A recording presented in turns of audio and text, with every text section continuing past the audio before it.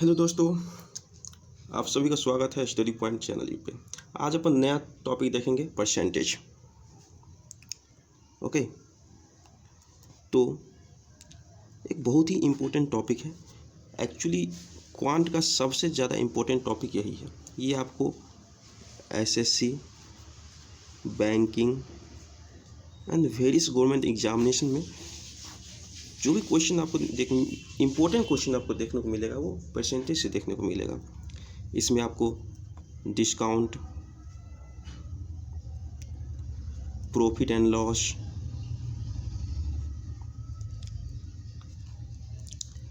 Average,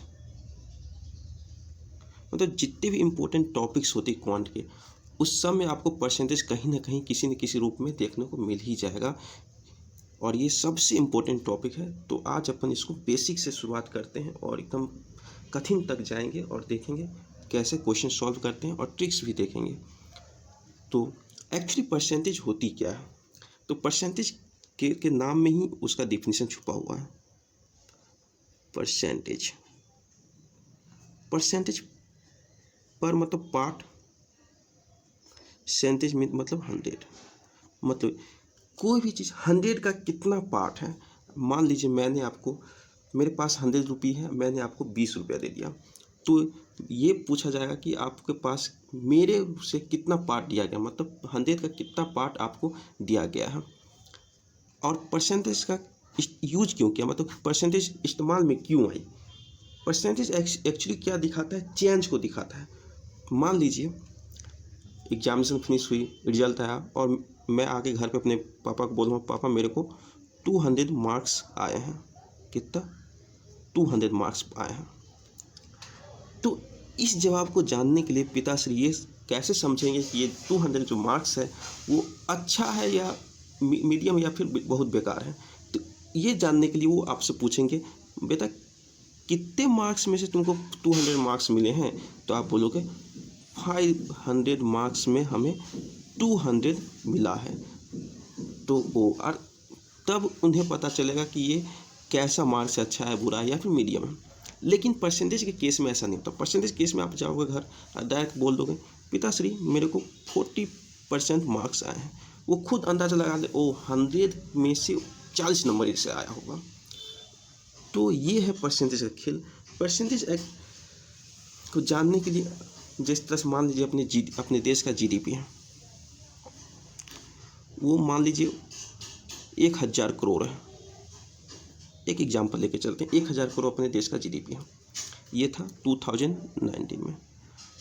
अब अचानक से हम बोलते हैं 20 रुपये का इंक्रीज हुआ।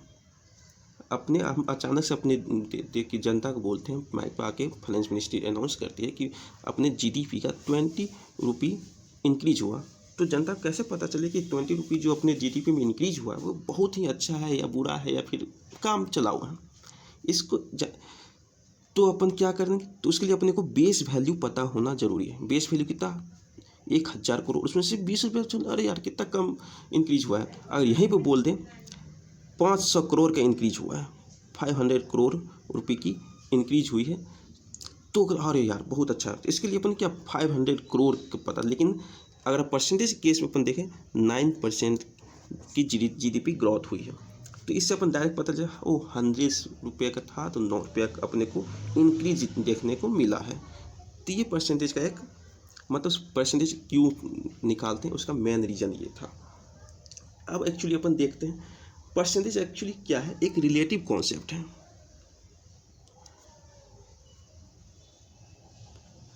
परसेंटेज एक्चुअली है रिलेटिव कॉन्सेप्ट। रिलेटिव कॉन्सेप्ट मतलब ये, इस दो वैल्यू रहती, इसमें एक होता है बेस वैल्यू और दूसरा होता है फाइनल वैल्यू। इस दोनों के बीच में ये रिलेशन को बताता है। बेस वैल्यू मान लीजिए अपने को 100 रुपये है और फाइनल वैल्यू 120 है, तो क्या बोलेंगे अपन, ये 20% का इंक्रीज है। बेस वैल्यू में 20% का इंक्रीज है, तब जाके ये कितना हुआ, 120 हुआ है। तो ये बेस वैल्यू फाइनल वैल्यू को बताता है। और इससे हम क्या इजीली को जो चेंजिंग हुआ 100 से 120 हुआ, उसको समझने के लिए अपन क्या बोले, इसको 20% का इंक्रीज हुआ है बेस वैल्यू में, तो ये क्या होता है, इजीली हमको क्या समझा देता है, चेंज को समझा देता है, कितनी चेंजिंग हुई है। ओके, तो ये था नॉर्मल चीज़। अपन परसेंटेज को समझे, परसेंटेज क्या होती है। अब एक्चुअली अपन आते हैं फ्रैक्शन एंड परसेंटेज में क्या रिलेशन है। Fraction and percentage, fraction and percentage में क्या रिलेशन है।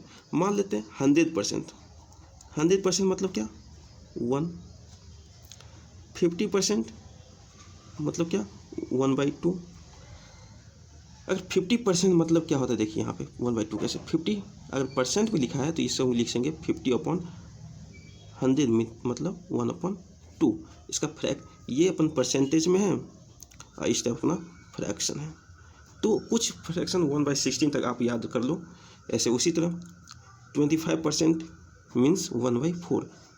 अगर इस तरह से याद कर लेते हैं तो अपने को जो क्वेश्चन में रहता है 25%, 50%, 33.33%, तो वहाँ से अपन सिर्फ फ्रैक्शन वैल्यू वहाँ पे डालेंगे और इजीली कैलकुलेट कर लेंगे अपना जो भी वैल्यू जो होगा वो।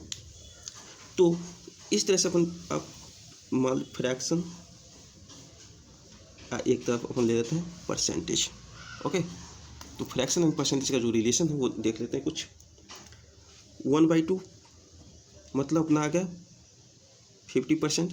अब देखो 1/2 मतलब 50% हो गया, तो आगे कैसे देखो, तो 1/4, 1/4 मतलब क्या, इसमें 1/2 से मल्टीप्लाई किए तो यहाँ भी 1/2 से मल्टीप्लाई होगा, क्या हो जाएगा 25%। फिर 1/2 से मल्टीप्लाई करो तो कितना हो जाएगा 1/8, 1/8 अपन क्या हो जाएगा 12.25%, इस तरह से जाएगा। फिर 1/2 से मल्टीप्लाई करो तो 1/16, 1/16 मतलब 6.25%, ये 5 होगा 12.5, 6.25, ये 16। तो देखो 1/2 50% को क्या लिख सकते हैं 1/2, 25% को क्या लिखेंगे 1/4, 12.5 को क्या लिखेंगे 1/8, 6.25 को क्या लिखेंगे 1/16, 6.25। इस तरह से अपन करेंगे। उसके बाद अपन आते हैं 1/3, 1/3 मतलब क्या 33.33%। ये उसी तरह से इसमें फिर से अपन डिवाइड करते हैं 3 से, 1/9 इक्वल टू क्या 11.11%, ये होगा ना। इसी तरह से अपन और आगे तक चले जाते हैं, तो देखो 1/9 इक्वल टू 11.11%, तो 1/11 को अपन बोल सकते हैं 9.09%। इस दोनों में इस तरह का रिश्ता है। ये कुछ है टर्म्स उससे याद कर लो। उसी तरह से 1/5 मतलब 20%, 1/5 इक्वल 20% है, इसको तो 1/15 6.66%, एक 1/7 ये जो फ्रैक्शन होगा उस कितने का 14.28%। कुछ इस तरह से जो वैल्यू होते अपने पास। उसी तरह से 1/14 7.14%, एक है 1/13, इससे अपन 7.69%। ये फ्रैक्शन अपन क्यों निकाले, क्योंकि देखो क्वेश्चन हमेशा परसेंटेज में गिवन रहेगी, तो अपने को फ्रैक्शन अगर उसका पता हो तो इजीली हम कैलकुलेट कर सकते हैं उसके आंसर को। हम एग्जांपल के थ्रू समझेंगे आगे। ओके, मान लेते हैं अपन एग्जांपल यहीं पे देख लेते हैं कहाँ आगे समझे। एग्जांपल के थ्रू यहीं पे समझ लेते हैं। मान लेते हैं 75% ऑफ 28 गिवन है, तो कितना वैल्यू होगा 75% ऑफ 28 गिवन है। तो देखो अपन क्या पता था 25% जो है उसका मतलब होता है 1/4। अगर इसी को हम 3 से मल्टीप्लाई कर दें, 3 से मल्टीप्लाई कर दें तो क्या हो जाएगा 75%, 75% मतलब 3/4। फ्रैक्शन क्या हो जाए 3/4। तो इसको अपन क्या लिख सकते हैं 75% को क्या लिख सकते 3/4 इंटू 28, तो 7 × 28 और 7 × 21, अपने पास 21 वैल्यू इजीली निकाल सकते हैं। उसके बाद अगला देखो अगर अपने पास दिए गिवन है 27.27% ऑफ, ये अपन x मान लेते हैं, इसका वैल्यू x कुछ कोई वैल्यू हो सकता है, जिसको कैसे इजीली सॉल्व करेंगे। तो देखो ये 27.27% है। तो देखो अपन क्या देखे थे, 9.09% का मतलब क्या होता है, 1/11, यही होता है ना। तो अब इसमें अपन 3 से मल्टीप्लाई कर दे दोनों तरफ, तो क्या हो जाएगा, ये 27.27% हो जाएगा, ये हो जाएगा 3/11। तो इसको अपन लिख सकते हैं 3/11x, इजीली निकल गया। अब इसको 20.27 डिवाइड बाई 100 करें, फिर निकालें, बहुत सारा लोचा है। इससे अच्छा इस तरह से करो इजीली। ओके, अब आगे देखते हैं। आगे एक और एग्जांपल देख लो, 44.44% ऑफ 36। अगर इस तरह से वैल्यू है तो 44.44 मतलब क्या, अपन एक चीज़ देखे थे 11.11% क्या था, 1/9 था फ्रैक्शन में। अगर इस दोनों को 4 से मल्टीप्लाई कर दिया जाए तो क्या ये बन जाएगा 44.44% बन जाएगा। तो ये क्या, इसका फ्रैक्शन कितना हो जाएगा, 4/9। तो क्या इसे लिख सकते हैं 4/9 इंटू 36, 9×36 मतलब 16 आंसर। इस तरह से इजीली निकल गया। अब यहाँ पे अगर हमको नहीं पता हो ये इसका फ्रैक्शन, तो अपन क्या करेंगे, इसको 44.44 डिवाइड बाई 100, फिर कट कुट करेंगे, लंबा चला जाएगा, कोई मतलब नहीं उसका, ईजिली वे में अपन निकाल सकते हैं। ओके, तो ये था अपना फ्रैक्शन टू परसेंटेज का रिलेशन। उसके बाद अपन देखते हैं रूल नंबर 1, या इसे मेथड नंबर 1 भी बोल सकते हैं। मेथड नंबर 1 में अपने क्या देखेंगे, परसेंटेज चेंज एक्चुअली क्या होती है। तो इसका फार्मूला आप सिर्फ याद रखो, उसके बाद मैं इसका कॉन्सेप्ट अच्छे से बताता हूँ। Percentage final value minus initial value upon initial value into 100, इसे ही कहेंगे हम परसेंटेज चेंज। अब ये होती क्या है, इसको कैलकुलेट कैसे करेंगे, कौन सी बेसिस से, वो सबको अपन देखते हैं। मान लो अपने पास x है, x रुपये है, ओके, और 12.5% का इंक्रीमेंट होता है और ये हो जाता है 36। x रुपये था मेरे पास, इसमें 12.5% का इंक्रीमेंट हुआ और ये अब हो गया है 36। तो x क्या होगा, x निकालने के लिए अपने पास x क्या होगा, तो अपन क्या करेंगे, 12.5% इंक्रीमेंट हुआ है तो क्या इसमें से 12.5% माइनस कर दें, नहीं। बेस वैल्यू, परसेंटेज में बेस वैल्यू का बहुत इंपॉर्टेंस है। अपने को इंक्रीमेंट किस में हुआ है, बेस वैल्यू में, बेस वैल्यू। ओके, अगर इसमें से माइनस करते हैं तो बेस वैल्यू अपना ये हो जाएगा। देखो इनिशियल वैल्यू है ना, इनिशियल वैल्यू ही होता है बेस वैल्यू, इनिशियल वैल्यू होता है बेस वैल्यू।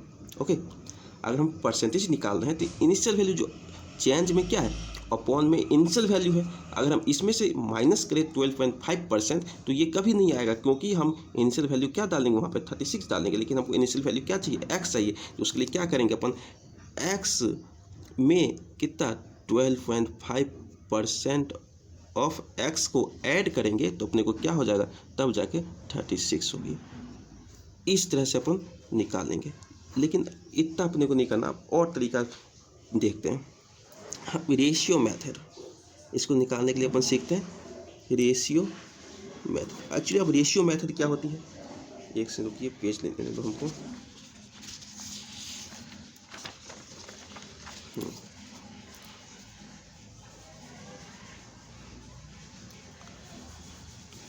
चलिए फिर आइए,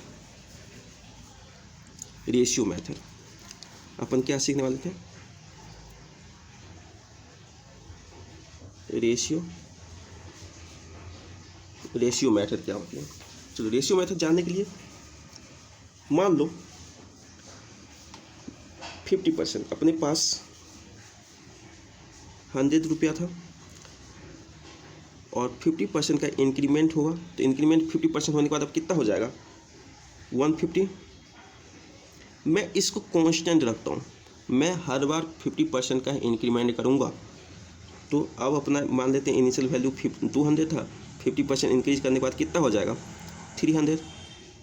मान लो इनिशियल वैल्यू अपने पास 500 था, 50% इंक्रीमेंट करने के बाद कितना हो जाएगा 750।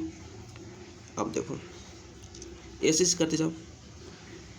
अब देखो ये अब इस तरफ ना इनिशियल वैल्यू है, इस तरफ ना फाइनल वैल्यू है 50% इंक्रीमेंट करने के बाद। अब देखो initial value and final value, initial value is to final value in all cases. देखो 100 अपॉन 150 क्या हो जाएगा 2:3, इसका रेशियो 2:3 होगा।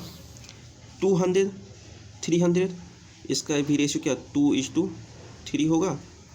500 750 इसका भी रेशियो क्या हो जाएगा 2:3 होगा। मतलब क्या समझ में आया, अगर हम कांस्टेंट अपना परसेंटेज को कांस्टेंट रखते हैं तो इनिशियल फाइनल वैल्यू पे का जो रेशियो है वो हमेशा कांस्टेंट रहेगा। इनिशियल एंड फाइनल वैल्यू का जो रेशियो है 2/3 2/3 एंड 2/3 ये हमेशा क्या रहेगी कांस्टेंट रहेगी, कभी बदलने वाली है नहीं। तो इस चीज़ से आपने समझा initial value upon final value ये हमेशा क्या रहेगी कांस्टेंट। किस कंडीशन में, जब अपना चेंज जो है परसेंटेज चेंज वो कांस्टेंट हो। ओके, तो अब देखते हैं फार्मूला क्या कहती है। परसेंटेज इंक्रीज, अगर हम परसेंटेज इंक्रीज करते हैं किसी चीज़ में तो initial value is to final value. देखो अब हम 50% जो अपना है ये 50% इसका फ्रैक्शन क्या होते हैं 1/2, 1/2 फ्रैक्शन होती है। अब देखो हम 50% का इंक्रीमेंट किए तो 2:3 initial value and final value का जो रेशियो था वो क्या मिला अपने को 2:3 मिला।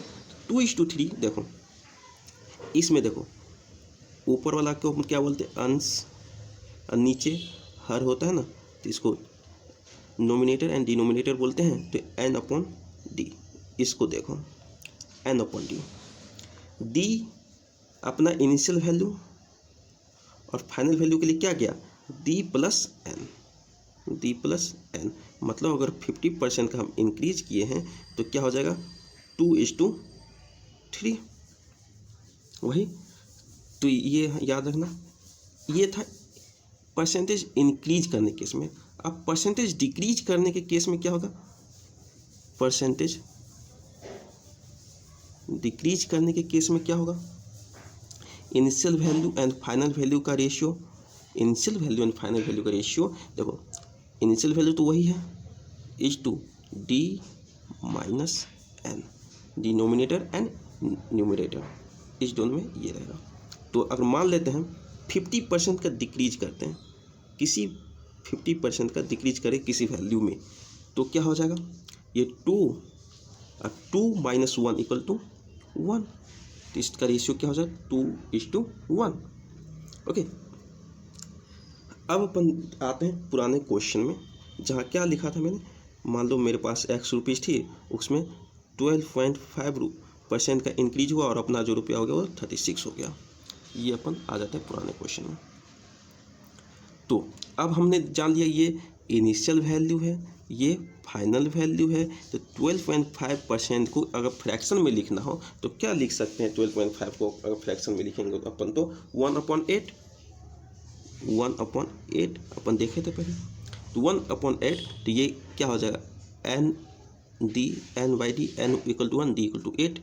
तो इनिशियल अपन क्या परसेंटेज इंक्रीज किया है, परसेंटेज इंक्रीज किया तो इनिशियल वैल्यू 8, अब फाइनल वैल्यू क्या हो जाएगा 9, 8 प्लस 1 9, d प्लस n अपन ऐड करते हैं, या अपन शुरू में यहीं पे देखें। तो देखो initial value and final value का जो रेशियो है, रेशियो वो अपने को 8:9 निकल गया।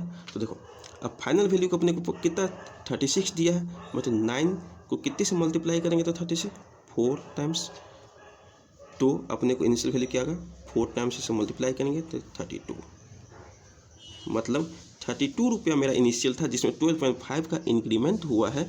तो अब जाके मेरे पास कितने रुपये हो गए, 36 रुपये हो गया। इस तरह से अपन सॉल्व करेंगे। और एग्जाम्पल अपन देखते हैं, और एग्जाम्पल अपने पास मान लेते हैं, अपने पास x रुपये थी और अब 64 रुपये हो गए, और इसमें डिक्रीज हुआ है 11.11% का। कितना, 11.11%। तो सबसे पहले इसका जो फ्रैक्शन है फ्रैक्शन देख लेते हैं। फ्रैक्शन क्या है, 11.11 का मतलब 1/9। तो डिक्रीज हुआ है तो D minus N, decrease condition में जो रेशियो होगा वो डी माइनस एन के टर्म्स में होगा।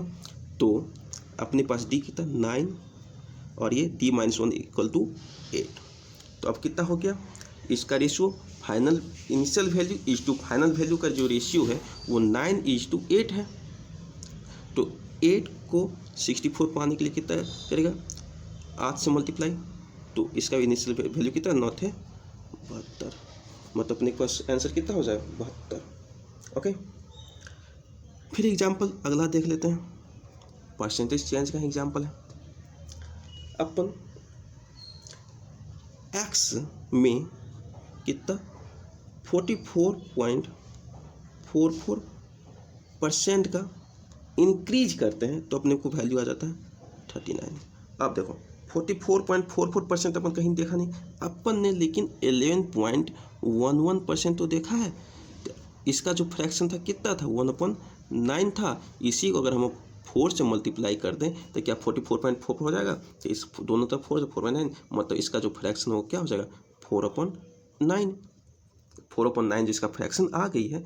तो अब क्या करेंगे, ये परसेंटेज इंक्रीज किया, परसेंटेज इंक्रीज मतलब क्या, D/D+N, initial and final value का जो रेशियो होगा वो D/D+1 होगा।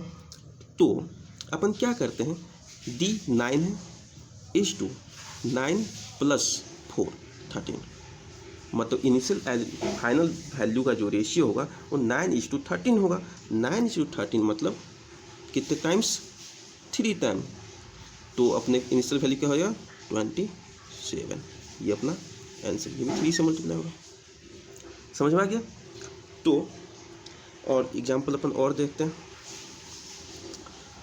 अब एग्जाम्पल नंबर और आ जाते हैं। अब एग्जाम्पल ले लेते हैं एक्स, इसमें कितने 27.27 का इंक्रीज करते हैं तो अपने पास वैल्यू आ जाती है 98। अब देखो 27.27% है, ये तो अपन कहीं देखा ही नहीं, लेकिन याद करें 9.09% हमने देखा था। 9.09% का मतलब क्या था, 1/11। जब इस परसेंटेज को हम फ्रैक्शन में बदले थे तो 1/11 आया था। अब इसी को हम देखो 3 से मल्टीप्लाई करते हैं तो क्या 27.27 आ जाएगा, ऑफकोर्स आएगा। तो 3 से मल्टीप्लाई कर दो तो इसका जो फ्रैक्शन हो जाएगा वो कितना आएगा, 3/11 के टर्म्स में आएगा। तो परसेंटेज इंक्रीज कर रहा है, मतलब परसेंटेज इंक्रीज क्या, तो 11:2 कितना हो जाएगा 14। इसका जो रेशियो होगा इनिशियल वैल्यू जो इस टू फाइनल वैल्यू वो 11:14 होगा। तो ये 14 से कितने का मल्टीपल है, 98, 7 टाइम्स। तो 11 को 7 टाइम्स अगर मल्टीप्लाई करेंगे तो अपने को 77 एक्स का वैल्यू आ जाएगा। अपने को आंसर यहाँ पे इजीली निकल गई। ओके, तो ये अपन ने देखा एक एग्जाम्पल, रेशियो मेथड से कैसे हम इजीली सॉल्व करते हैं क्वेश्चन को। परसेंटेज क्वेश्चन जो रेशियो मेथड से इजीली सॉल्व हो जाती है। अब अपन आते हैं प्रॉपर्टीज नंबर 1 अपन देख लिए। अब प्रॉपर्टीज नंबर या मेथड नंबर 2 पे आते हैं। इसमें अपन देखेंगे इक्विवेलेंट चेंज, या और इसके बहुत सारे नाम होंगे, वो अपन लास्ट में बात करेंगे क्योंकि तब उससे पहले कॉन्सेप्ट देख लेते हैं। इक्विवेलेंट चेंज एक्चुअली क्या है, मान लेते हैं अपने पास कोई प्रोडक्ट है, वो 10 रुपये के रेट से मैं बेच रहा हूँ। मैं क्या करूँगा, 10% का डिस्काउंट दूंगा, फिर जाकर 5% का डिस्काउंट दूंगा, फिर 2% का डिस्काउंट दूंगा।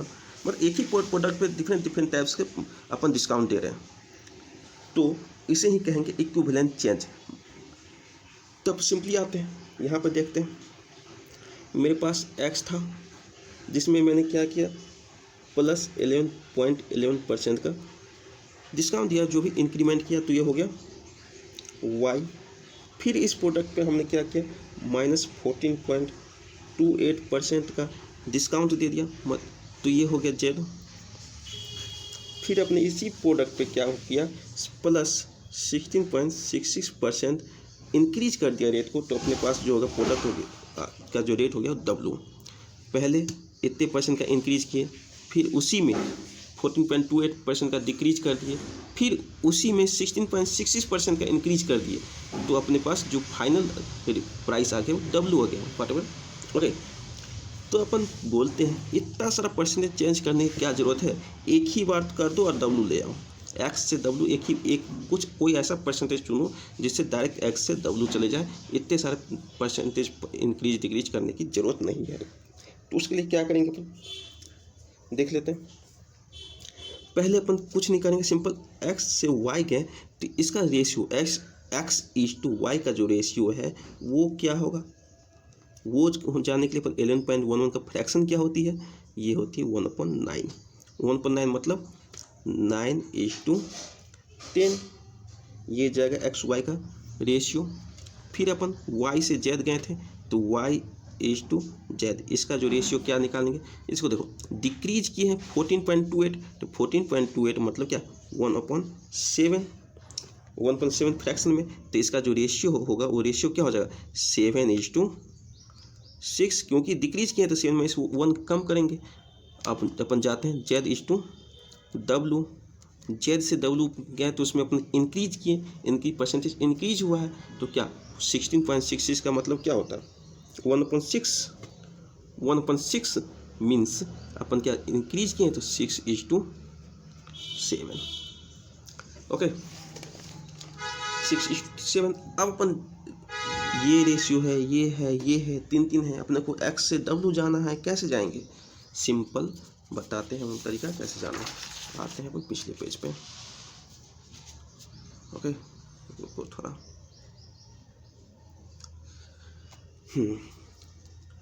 अपने को direct X is to Y is to Z is to W, ये एक्स वाई जेड डब्लू का रेशियो, डायरेक्ट सबका रेशियो चाहिए, तो अपन क्या 9 डब्लू वाई का रेशियो था वो 10, 9:10, 7:6 और 6:7, ऐसा ही था ना। अब देखो कुछ नहीं करना, इस तीनों को मल्टीप्लाई करो एक साथ, तीनों से मल्टीप्लाई 9 × 7 × 6, ये हो गया एक्स। अब वाई को जाने के लिए क्या करना पड़ेगा, ये मल्टीप्लाई करो, 10 से नीचे आओ और इस 10 ये मल्टीप्लाई करो, 10 × 7 × 6, रेशियो निकालना सिखाता हूँ इजीली मेथड से। उसके बाद अपने को ये तो हो गया।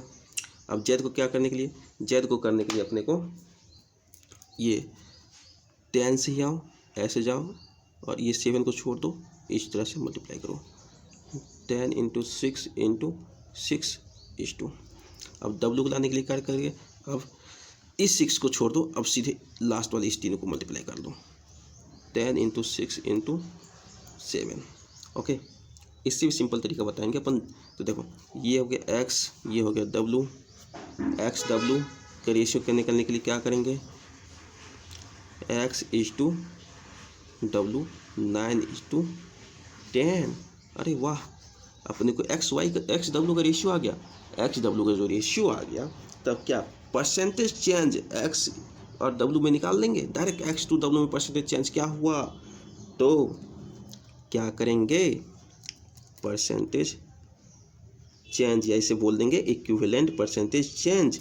तो सिंपल क्या 9:10 मतलब इसका फ्रैक्शन क्या आ जाएगा 1/9। 1/9 को अपन क्या लिखते हैं, देखो 9 + 1 10, तो 1/9, इस 1/9 को अपन क्या लिखते हैं 11.11%, तो मतलब परसेंटेज चेंज कितने हो गए 11.11%।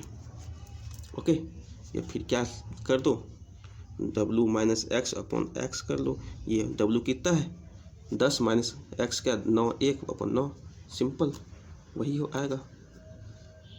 तो ये था equivalent percentage change. Equivalent percentage change को अपन एक चीज़ और बोल देते हैं परसेंटेज सक्सेसिव डिस्काउंट। मान लो अपने पास कोई प्रोडक्ट है, उस पर हमने क्या बोला, अरे 40% का डिस्काउंट यहाँ लो, फिर 50% का डिस्काउंट लो। तो एक ही प्रोडक्ट है अपने पास, प्रोडक्ट एक ही है, उस पर क्या दे रहे हैं, 40% का डिस्काउंट और फिर 50% का डिस्काउंट। तो आप बोलोगे सर 40% का डिस्काउंट दे ही दिया, 50% डिस्काउंट मतलब टोटल डिस्काउंट कितना हो गया, 90%। अरे नहीं, 90% डिस्काउंट नहीं हुआ, पहले उसने 40% का डिस्काउंट दिया। मान लेते हैं अपने पास 100 रुपये की कोई आइटम है, इसने 40% का डिस्काउंट देके इसका कीमत कितना कर दिया, 60 कर दिया। अब जो 50% का डिस्काउंट देगा वो कितने पे देगा, इस 60 वाले जो बेस वैल्यू है इस पे देगा, 60 जो बेस वैल्यू है इस पे देगा। मतलब अब इसका कीमत कितना, 30 रुपये हो जाएगी। और अगर मान लेते हैं इस पे डायरेक्ट 90 रुपये का डिस्काउंट देता तो इसका कीमत कितना होता, 10 रुपये होता ना। तो देखो अभी भी कीमत इसका ज़्यादा है ना। तो ये होती है, इसीलिए सक्सेसिव डिस्काउंट की जरूरत पड़ती है दुकानदारों को। वो सक्सेस पहले 40% डिस्काउंट देते हैं, फिर उसी प्रोडक्ट में 50 रुपये का 50% का डिस्काउंट लगाते हैं, ताकि वैल्यू उसका ज़्यादा रहे। देखो इस कंडीशन में 30 आया, इस कंडीशन में 10 आया, तो वैल्यू ज़्यादा किसका है, 30 ज़्यादा। तो इसलिए सक्सेसिव डिस्काउंट अपने को ज़रूरत पड़ती है। ओके, तो सक्सेसिव डिस्काउंट के बारे में अपन देख लिए। ये से भी या परसेंटेज चेंज करते हैं, इक्विवेलेंट परसेंटेज चेंज भी बोलते हैं। एक और एग्जांपल के थ्रू इसको समझ लेते हैं। मान लेते हैं अपने पास एक्स पे कितना 10% का डिक्रीज किया, तो वाई हुआ, वाई पे अपने को 30% का डिक्रीज हुआ, तो जेड पे अपने को 40% का डिक्रीज, तो डब्ल्यू। मतलब देखो डिस्काउंट दिया जा रहा है, एक्स प्रोडक्ट था 10% का डिस्काउंट दिया, वाई इसका प्राइस क्या हुआ, वाई हुआ। वाई पे फिर से अपने को 30% का डिस्काउंट दिए, तो प्राइस क्या हो गया, जेड। और जेड पे फिर से हम 40% डिस्काउंट दिए, तो कितना प्राइस हो गया, डब्ल्यू। तो ओवरऑल कितना डिस्काउंट दे दिए अपन, ये निकालना है। तो ओवरऑल डिस्काउंट मतलब सक्सेसिव डिस्काउंट। तो देखो अपने को X is to Y, X और वाई का रेशियो चाहिए। एक्स वाई का रेशियो क्या होगा, 10% का डिस्काउंट दिए, 10% मतलब क्या, 1/10। 1/10 मतलब क्या, रेशियो क्या हो जाएगा, 10:9। मतलब डिस्काउंट दे रहे हैं, मतलब माइनस कर रहे हैं, तो 10:9। वाई और जेड में जो अपन परसेंटेज डिस्काउंट देंगे 30%। 30% मतलब वाई और जेड का जो इनिशियल वैल्यू है, फाइनल वैल्यू का जो अपन रेशियो लेंगे वो क्या हो जाएगा, 30% में तो क्या 10/1, 3/10, 3/10 तो क्या 10:7। अपन अब फिर जेड एंड डब्ल्यू का जो रेशियो लेंगे वो क्या हो जाएगा, ये 40%, 4/10 मतलब 2/5, 2/5 मतलब क्या, सिंपली इसको अपन लिख लेते हैं 5:3। तो आपको ये तो पता ही चल कि कैसे रेशियो निकालते हैं, ये सब लिखते हैं, इसका जो रेशियो हो गया। अब देखो कुछ नहीं करना, एकदम सिंपल मेथड बताता हूँ, x/w निकालने का।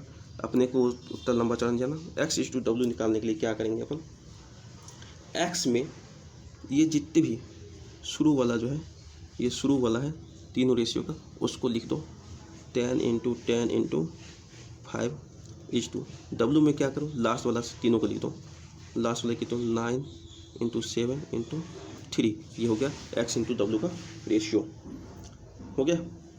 इस दोनों का जो रेशियो था निकल गई, तब एक परसेंटेज चेंज निकल जाएगा, सब कुछ निकल जाएगा। तो यहाँ से अपना सक्सेसिव डिस्काउंट का जो कॉन्सेप्ट था वो हम लोग जान चुके हैं।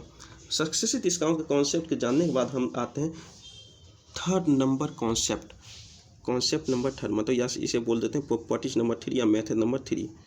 इसमें अपन क्या जानेंगे, इसमें अपन जानेंगे price, consumption and expenditure. Price, consumption and expenditure.